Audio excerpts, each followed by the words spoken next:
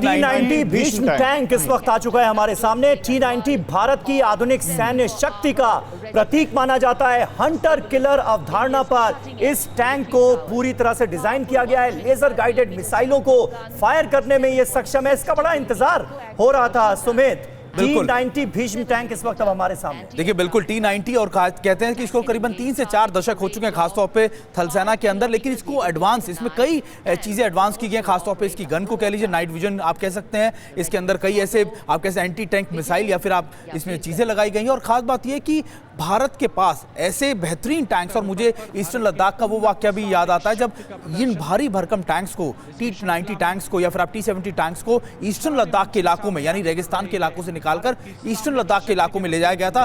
कितनी बड़ी चुनौती थी, और यही है भारतीय सेना की सबसे बड़ी शौर्य गाथा, क्योंकि वो कभी भी कहीं पर भी कुछ भी मुमकिन कर सकते हैं। आप बात कर रहे थे सुमित, थोड़ा डिटेल है मेरे पास इसमें। 125 millimetre smooth bore gun, 7.62 millimetre coaxial machine gun, 12.7 mm anti aircraft gun है जो लेजर गाइडेड मिसाइलों को फायर करने में सक्षम है और रात के समय में भी 5 किलोमीटर की दूरी तक के लक्ष्यों को भेज सकता है। आप पढ़ते रहेंगे गौरव, और ये उपलब्धियां आगे बढ़ती रहेगी। लेकिन अब देखिए आगे बढ़ गया है, काफिला आगे बढ़ गया है। NAMIS और BMP-2 सारथ अब हमारे सामने है। लेफ्टिनेंट ऋतिक चौधरी के हाथों में इस टुकड़ी की कमान है। भारत की विध्वंसक शक्ति का ये परिचायक है। तो देश की आन बान और शान से जुड़ी ये तस्वीरें इस वक्त हमारे सामने हैं।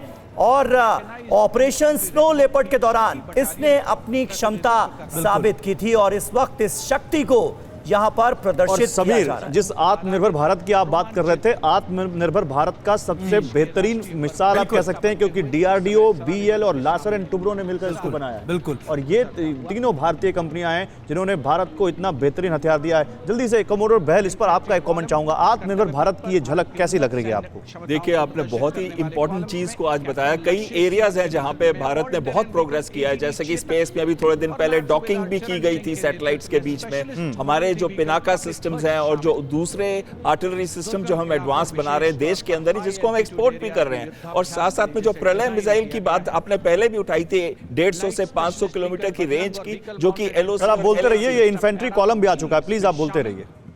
जो LOC और LACP आपने डिप्लॉयमेंट करने की बात कही थी, तो वो री एंट्री व्हीकल का इस्तेमाल करती है। एडवांस टेक्नोलॉजी का 1.6 माक की स्पीड पे चलती है वो।